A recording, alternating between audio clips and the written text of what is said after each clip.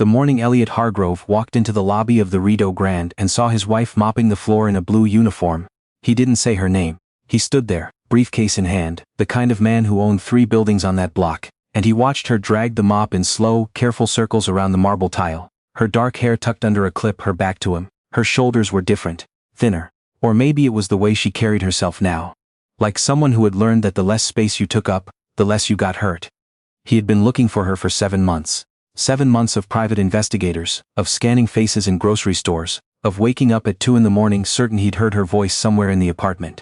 7 months of his mother, Cecilia Hargrove, telling him that some women simply don't want to be found. She left on her own. Elliot. You have to respect that. He hadn't respected it. He'd torn the city apart looking for her, and here she was. 12 minutes from home. Mopping a hotel lobby. Her name was Vivienne, but he'd always called her Viv, and she'd always pretended to hate it. They'd met at a fundraiser 9 years ago. She was there representing a small arts nonprofit, him attending because his mother had guilted him into it. He'd spent the first hour near the bar, bored and irritated, and then he'd heard someone across the room say, "That's a ridiculous amount of money for a print that small," and he'd turned around to see who had the nerve. It was her. Standing in front of a framed photograph, wine in hand, talking to no one in particular, saying exactly what she thought. He married her 2 years later. That was before he understood what his mother was capable of. Cecilia Hargrove had built her life around one principle, that the Hargrove name was a thing to be protected, not shared. She'd grown up in a modest house in Sudbury and married into money at 23, and she had never, not once, forgotten what it felt like to be looked down upon, which meant she spent the rest of her life making sure no one else forgot it either. She was meticulous about family, about appearances, about who sat at her table at Christmas and what they wore and whether they'd gone to the right schools. Viv had gone to OCAD. She'd grown up in a rental house in Kingston. Her mother worked retail. Cecilia Hargrove had never said a single unkind word to Viv directly. She didn't have to. It was the way she'd hand Viv a fork she'd accidentally set down wrong and say, "Oh, let me just fix that for you, sweetheart." It was the way she'd look at Viv's paintings. Viv had been painting since she was 15, and she was genuinely good, the kind of good that made strangers stop in galleries and say, "What a fun little hobby." It was the comment at the dinner table about how it was so important that children have a mother who was present.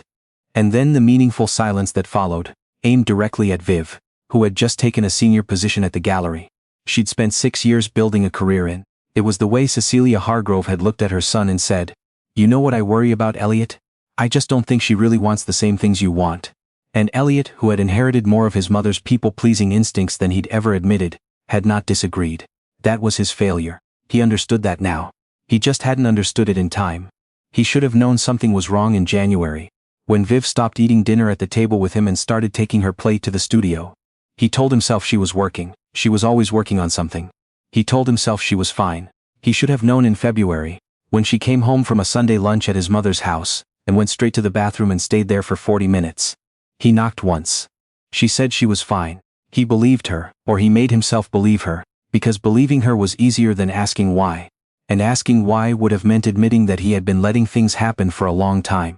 He definitely should have known the evening he came home late from a client dinner to find Viv sitting at the kitchen table, not painting, not reading, just sitting. All the lights off except the one above the stove. She looked up at him when he walked in and there was something in her face. Not anger, nothing as simple as anger. More like someone standing at a window watching a storm they'd already decided not to outrun. He'd said, "You okay?" She'd said, "I'm tired, Elliot." He'd said, "Get some sleep. You'll feel better." She had looked at him for a long moment. He didn't know it then, but she was deciding something. 3 weeks later she was gone. She'd left on a Tuesday. He'd come home to find her closet half empty, her brushes missing from the studio, and a single note on the kitchen counter. It said, "I need you to stop looking for me. I'll be in touch when I'm ready." He had not stopped looking for her. He'd told himself it was because he was worried about her safety, and that was true. The worry was real and physical, a constant low-grade nausea that followed him from room to room. But it was also because he was starting, slowly and with great resistance, to understand what he'd done. Or more precisely what he hadn't done. The things he hadn't said. The times he'd been in the same room as his mother while she dismantled his wife, piece by careful piece, and he'd said nothing, done nothing. Poured himself another glass of wine and changed the subject. He was starting to understand that his silence had not been neutral. He did not call out her name when he saw her in the lobby. He stood very still behind a column near the entrance, far enough that she hadn't noticed him yet, and he watched her work. She moved with the focused, unhurried rhythm of someone who had found a routine in this new life. And he hated himself a little for noticing that she looked, underneath the exhaustion, more settled than she had in months. Like she'd stopped waiting for something bad to happen. Then she turned to reach her mop bucket and she saw him. For a moment neither of them moved. She wasn't wearing the red uniform the lobby manager had described in the brief he'd given his investigator. She was wearing blue. The kind of no-nonsense blue that matched the tile cleaner on the supply cart behind her.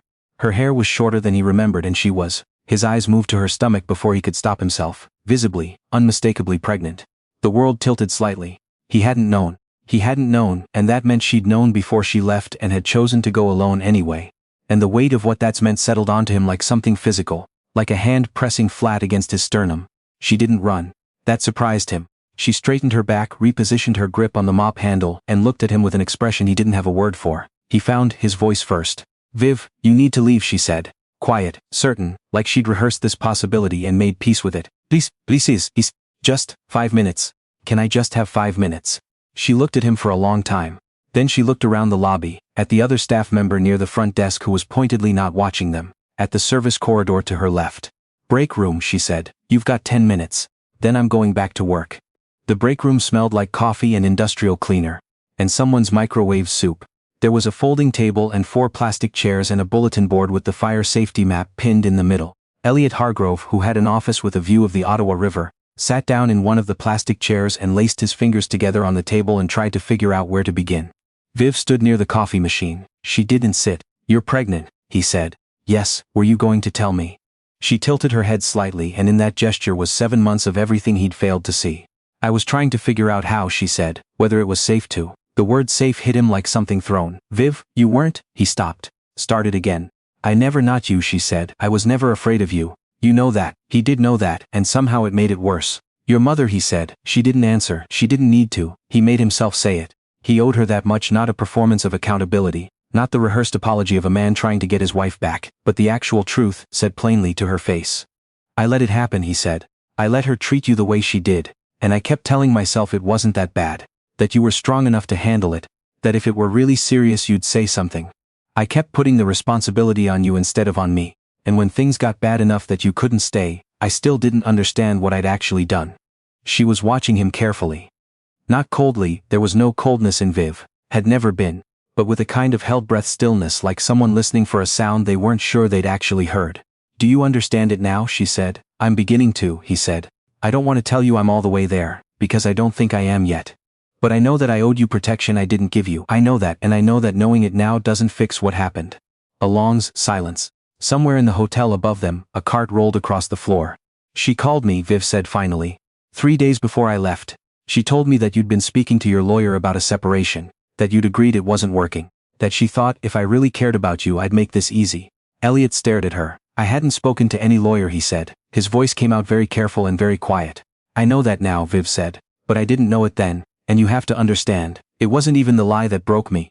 It was that I believed it so easily. That's what I couldn't live with. That she'd gotten so far into my head that her saying it made sense. That I sat in our kitchen and thought, yes, of course. Of course this is how it ends. Because she had been telling me for 3 years in 100 small ways that I didn't belong." Elliot closed his eyes. He thought about every dinner. Every accidentally wrong fork. Every what a fun little hobby. Every silence he'd let stand.